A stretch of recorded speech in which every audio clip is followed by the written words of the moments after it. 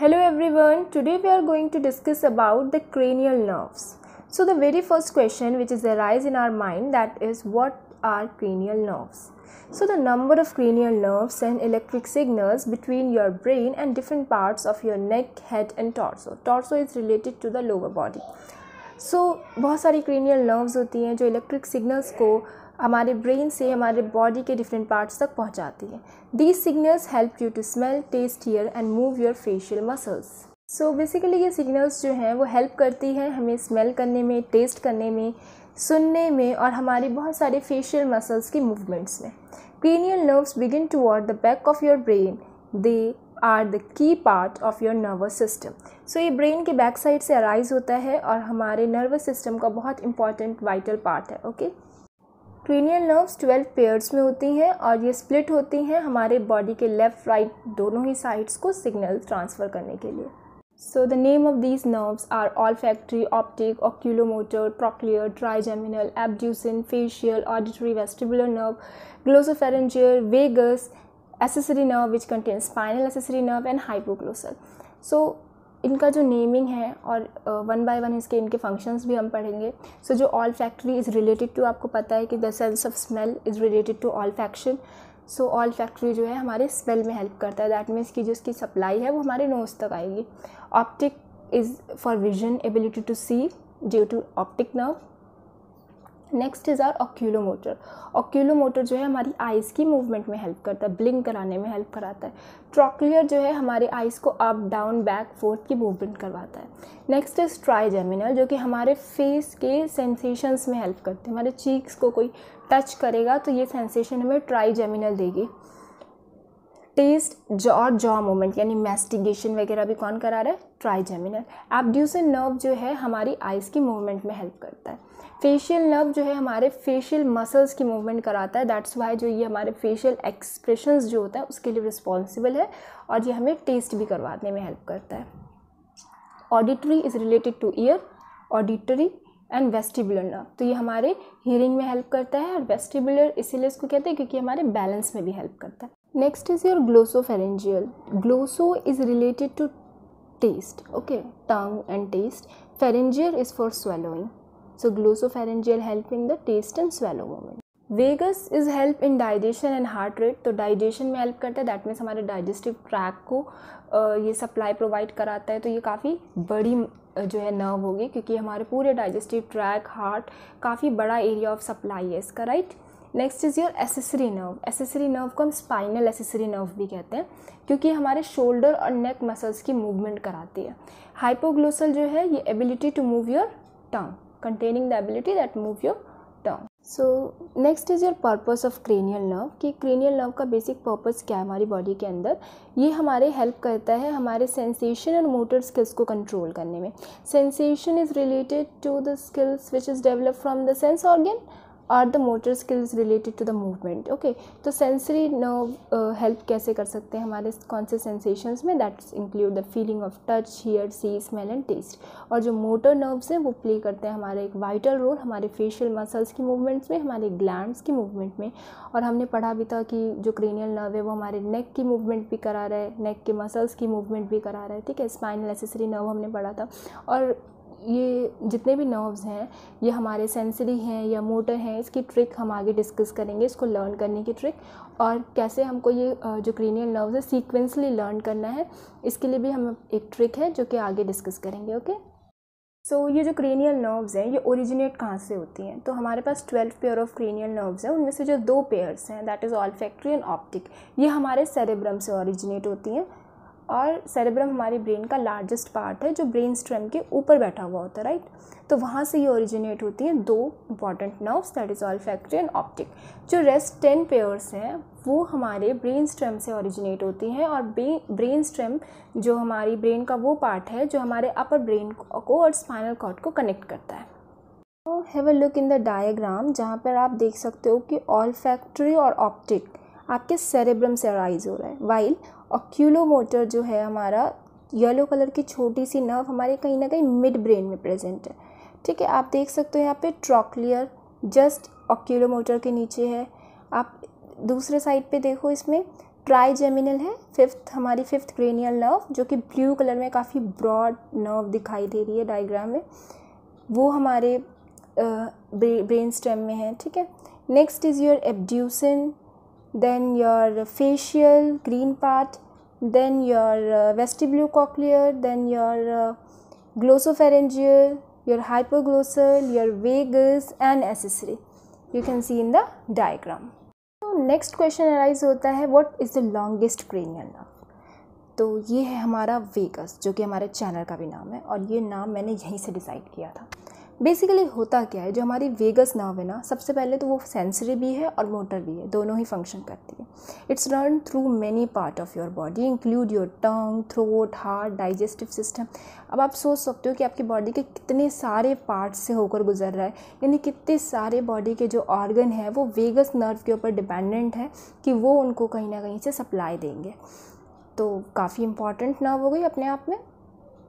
अब जो vagus nerve है उसे मेन कंपोनेंट भी कहा जाता है पैरासिम्पैथेटिक नर्वस सिस्टम का, which oversees a vast area of crucial body function, include the control of your mood, immune response, digestion and heart rate.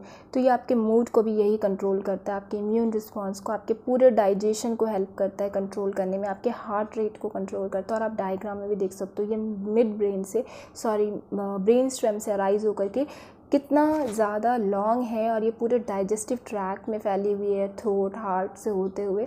So this is one of the longest nerve and important component of parasympathetic nervous system.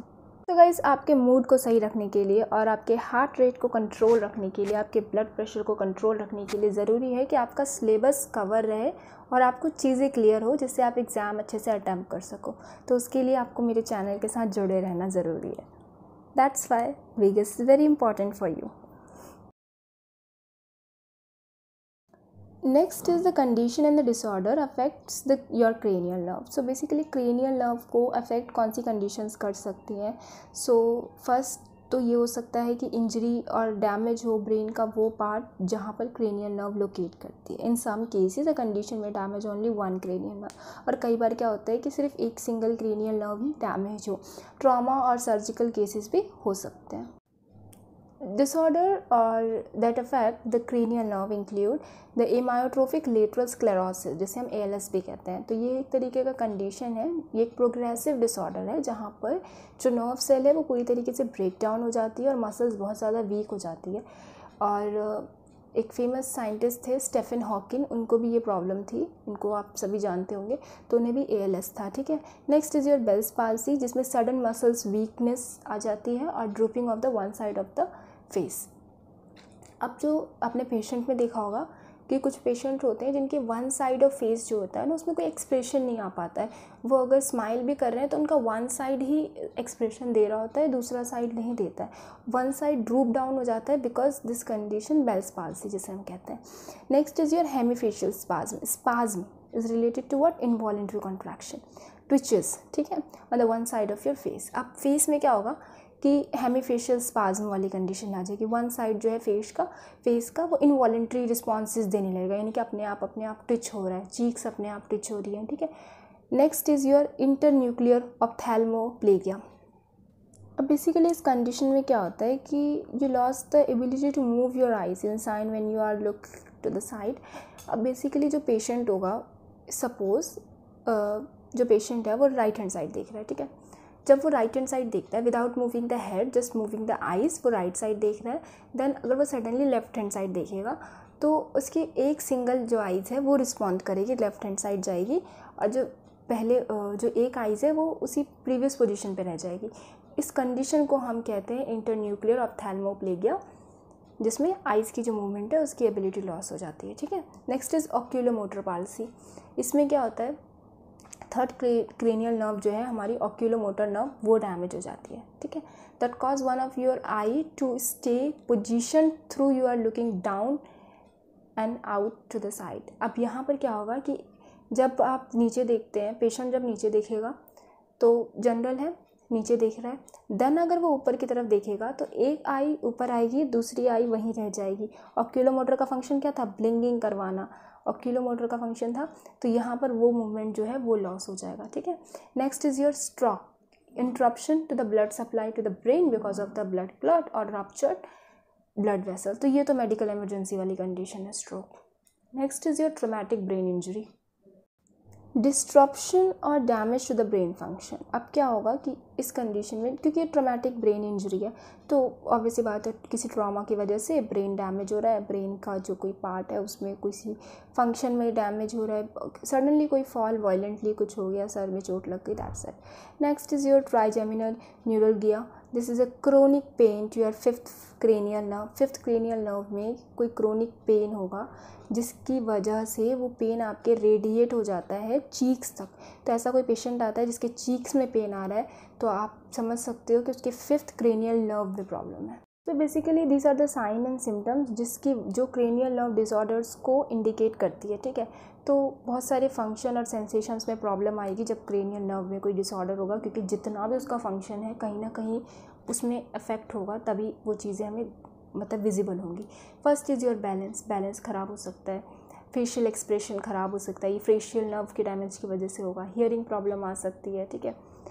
Sense of smell ये हमारे olfactory की वजह से हो रहा है। Swallowing, ठीक है, ये आपके ग्लोसोफेरेंजियल की वजह से हो रहा है। टेस्ट में प्रॉब्लम आ रही है, विजन में प्रॉब्लम आ रही है ऑप्टिक नर्व के डैमेज से। तो ये वो साइन और सिम्टम्स है जो आपको इंडिकेट करते हैं कि क्रेनियल नर्व डिसऑर्डर हो सकता है। अभी कुछ जनरल चीज़ें हैं जो आपकी क्रेनियल नर्व को हेल्दी रखने में हेल्प कर सकती है, ठीक है, क्योंकि क्रेनियल नर्व आपके एंटायर नर्वस सिस्टम का बहुत ही इम्पॉर्टेंट कंपोनेंट है, तो उसको हेल्दी रखना बहुत ज़रूरी है। आपको नॉर्मल बॉडी वेट मेंटेन करना चाहिए, राइट। वो आपके बॉडी टाइप, सेक्स और एज पे डिपेंड कर सकता है। आपका अल्कोहल ड्रिंक जो है वो मॉडरेट होना चाहिए, बहुत ही हाई डोसेज अल्कोहलिक नहीं होना चाहिए आपको। नेक्स्ट आपको जो डाइट है वो पूरा न्यूट्रिटिव डाइट खाना चाहिए, अच्छा fruit, vegetables and whole grains लेने चाहिए। रेगुलर एक्सरसाइज करना चाहिए। आपको अपने ब्लड प्रेशर को हमेशा मेंटेन रखना चाहिए, क्योंकि ब्लड प्रेशर अपने आप में बहुत सारी बीमारियों के लिए एकलौता सिम्टम है। Next is your manage any condition that increase the risk of nerve damage such as diabetes and quite smoking। और आप स्मोकिंग करते हैं तो वो भी आपको नहीं करना चाहिए, ये आपके क्रेनियल नर्व को भी इम्पैक्ट करता है। थिंग है कि जिन लोगों को क्रेनियल नर्व डैमेज हो जाए तो ऐसे पेशेंट्स के लिए क्या आउटलुक है। तो सबसे फर्स्ट जो इम्पॉर्टेंट रिकवरी जहाँ जल्दी होती है that is your rehabilitation. Rehabilitation से जो क्रेनियल नर्व का जो फंक्शन है उसको वापस रिस्टोर किया जा सकता है, और रिहैबिलिटेशन के लिए आपको प्रोफेशनल्स के पास जाना है, विच इज़ ऑडियोट्रोलॉजिस्ट, जो कि ऑडिटरी नर्व की रिहैबिलिटेशन में हेल्प कर सकते हैं। योर फिजिकल और occupational therapist for the nerve to control the motor function of the balance. Vestibular rehabilitation. Next is your speech and language pathologist, आपके face या माउथ रिलेटेड प्रॉब्लम अराइज हो रही है तो विजन थेरेपिस्ट, जो कि आपके ऑक्यूलर नर्व के लिए बेनिफिशियल है। Next is when should you call your doctor, मतलब ऐसे कौन से सिम्टम्स हैं जिन्हें आप देखने के बाद अपने डॉक्टर तक जा सकते हो, और वो कौन से सिम्टम्स हैं जो बेसिकली पेशेंट लेके आता है कि क्या प्रॉब्लम वो बता सकता है related to your cranial nerve damage. तो पहला हो सकता है drooping with no known cause. Drooping हो जाएगी किसी नोन कॉज के सिवा, ठीक है। One side of the face, facial pain हो सकता है, नर्वनेस हो सकती है, मसल वीक हो सकता है, पैरालिसिस का कंडीशन आ सकता है, स्पीच खराब हो रही है, अटक अटक के कोई बोल रहा है, स्लर्ड स्पीच हो रही है, right. Tingling in anywhere in the body, कहीं पे भी बॉडी में झंझनाहट हो रही है, विजन लॉस हो रहा है, देख नहीं पा रहा। तो ये सारे वो कंडीशंस हैं जो पेशेंट आपके पास आ सकता है, और यू कैन ईजिली ग्रैब कि ये सिम्टम्स जो है क्रेनियल नर्व डैमेज से रिलेट कर रही हैं। तो वैसे मैंने स्टार्टिंग में बोला था कि इसको लर्न करने की ट्रिक बताऊंगी। So this is the mnemonic जो कि आप यूज़ कर सकते हो और इसको सीक्वेंसली लर्न करने के लिए। तो this is O O O, to touch and feel very good velvet such heaven. So this O O O stand for olfactory optic oculomotor to touch and feel, TTAF, this is trochlear trigeminal abducen facial, very good. V for vestibulocochlear, G for glossopharyngeal, velvet, V for vagus, such, S for spinal, accessory, H for hypoglossal। Next जो mnemonic है ये वाला, इससे आप learn कर सकते हो cranial nerve के फंक्शंस को कि वो सेंसरी है या मोटर है। Where S for sensory, M for motor and B stand for both. Sensory और मोटर दोनों ही फंक्शंस उसके पास होंगे। So some says marry money but my brother says big brain matter more. तो सम का जो एस है दैट स्टैंड फॉर सेंसरी, तो इसे हम उसी सीक्वेंस में लेके चलेंगे। फर्स्ट हमारी नर्व का नाम क्या था, ऑल्फैक्टरी, तो olfactory is sensory. optic, second is also sensory, third is your oculomotor, third is your motor, M for Mary, M for motor, और third nerve is oculomotor. Fourth is your trochlear is also motor. B आ रहा है यहाँ पे but, that is both. तो both हमारी कौन सी थी? This is fifth कौन सी थी? That is abduction is both sensory as well as motor. While next is your facial is motor, क्योंकि हमारे फेशियल एक्सप्रेशन में हेल्प कर रहा था. वेस्टिबुलो कॉक्लियर, ये है हमारा बोथ. ठीक है, इसी तरीके से आप सारे मसल्स को लर्न कर सकते हैं, सारे नर्व्स को लर्न कर सकते हैं कि वो सेंसरी है या मोटर है. सो गाइज, ये था हमारा आज का lecture. Hope you guys understand the concepts, and if you like the video please share with your friends and classmates, seniors and juniors. And I think this is helpful for everyone, no matter कि आप कौन से medical field से हो. आप medical field से हो, आपके लिए सफिशिएंट है इतना. And do subscribe to my channel and keep support guys. Stay healthy, stay fit, don't tense. Bye bye.